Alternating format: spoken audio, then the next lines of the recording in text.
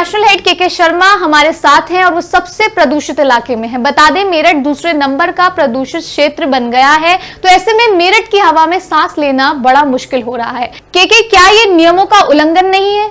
जी अरीबा, हमसे जुड़ने के लिए धन्यवाद। हम आपको बता दें, एनजीटी के नियमों की धज्जियां नहीं, पता नहीं क्या क्या उड़ रही हैं। आप देखिए हमारे पीछे कितना बड़ा कूड़े का पहाड़ है। ये जो नगर निगम है वो बार बार अतिक्रमण करने की बात कहता है, यहाँ पर तो नगर निगम ने ही इस सड़क का कूड़े के जरिए अतिक्रमण कर लिया है। अरीबा, एनजीटी के नियमों की दुहाई देने वाला मेरठ कैंट और नगर निगम आज आखिरी सांसें तो नहीं ले सकता, क्योंकि शायद उनको हर चीज वो मिल रही है जो जीवन के लिए जरूरी है। नगरायुक्त एसी कार में चलते हैं, एसी में बैठते हैं, अच्छी जगहों पे बैठते हैं, सारे जनप्रतिनिधि अच्छी जगहों पे बैठते हैं, महापौर भी, उनका कैंप कार्यालय भी बहुत अच्छी जगह है। तो यहाँ पर तो एनजीटी के नियमों की धज्जियां खुलेआम उड़ रही हैं। जो पहले इन तीनों के अंदर कूड़ा था, अब वो बाहर आ गया है। अरीबा, एक और प्रश्न, क्या इस प्रदूषण से शहर की प्रॉपर्टी दामों पर भी असर पड़ रहा है, लोगों की जिंदगी पर भी असर पड़ रहा है? अरीबा, आपने बहुत सही क्वेश्चन उठाया है। क्या इस प्रदूषण की वजह से इस क्षेत्र के प्रॉपर्टी के दाम गिर रहे हैं? जी हाँ, अभी हमने जो रिपोर्ट दिखाई है उसमें हमारे साथ पार्षद थे आशीष, इस क्षेत्र के, वो बता रहे हैं लोग पलायन करने को मजबूर हो गए। और आज ही किसी अखबार में ये छपा है कि यहाँ से मात्र 3-4 किलोमीटर की दूरी पर जो फ्लैट थे उनकी कीमत गिरी है। यहाँ पर लोग जमीन लेने के लिए तैयार नहीं है। जिन लोगों के मकान है वो छोड़ कर जा रहे हैं। अरीबा, तो देखिए, एक कूड़े के पहाड़ ने, एक नहीं बहुत सारे कूड़े के पहाड़ों ने पूरे निजाम को बता दिया है कि आपका कूड़ा संयोजन का काम फेल हो चुका है, जो आर्थिक रूप से भी सरकार को नुकसान पहुंच रहा है। अरीबा, और अब अंतिम सवाल, अभी तो सर्दी शुरू हुई है, ऐसे में ये स्थिति है, इस स्थिति में नगर आयुक्त और महापौर क्या कर रहे हैं, जनप्रतिनिधि और राजनीति से जुड़े हुए लोग क्या कर रहे हैं? जी अरीबा, ये क्वेश्चन आपने सही पूछा है कि कितने जनप्रतिनिधि यहाँ पर पहुंचे हैं और जनप्रतिनिधियों का इस कूड़े को पहाड़ को लेकर क्या एटीट्यूड है।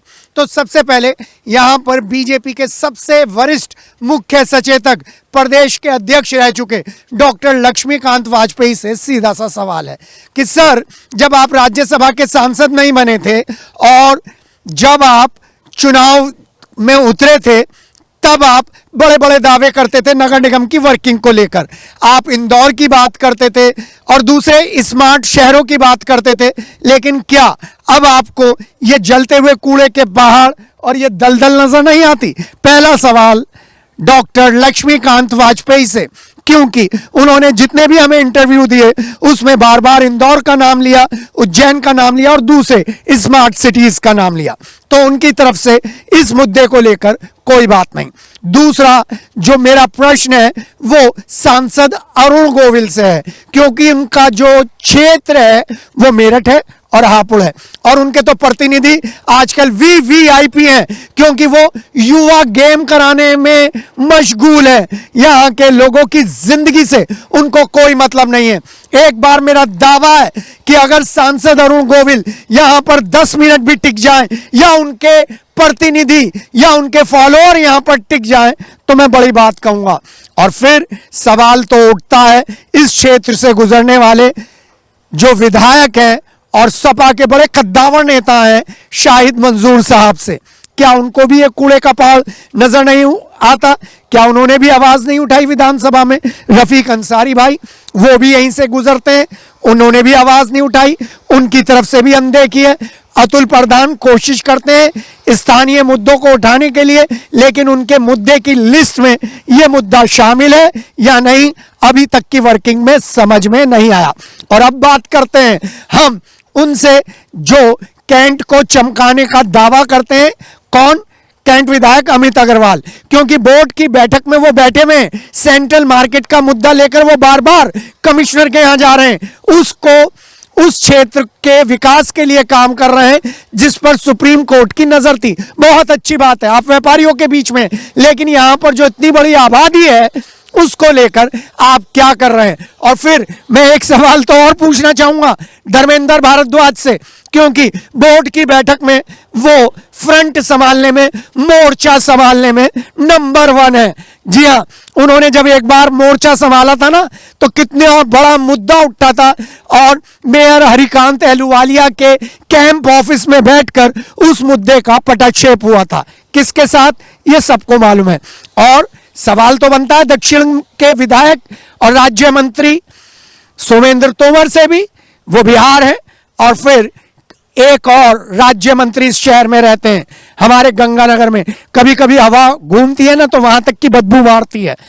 जी हाँ, दिनेश कटीक, उनसे भी सवाल है।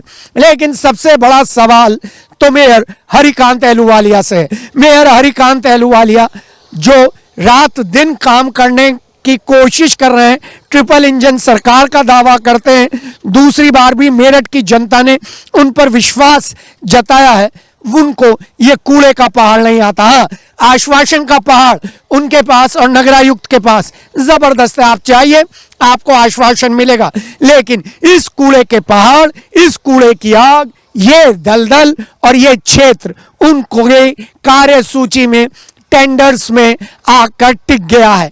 टेंडर्स की क्या प्रक्रिया होती है उस पर भी मैं एक बहुत ही जल्दी राजफाश करूंगा कि किस तरीके से पुराने टेंडर्स का सुलहनामा हो रहा है, लेकिन वो किसी और चीज में। अरीबा, अभी तो आपको हम बता रहे हैं कि काजीपुर, एल ब्लॉक और यहाँ पर जो दलितों के गांव हैं, इस्लामाबाद और हापुड़ अड्डे तक का ये एरिया जो हापुड़ और मेरठ के बीच में है, एक कोढ़ की तरह नजर आ रहा है, खड़ा रहना मुश्किल है।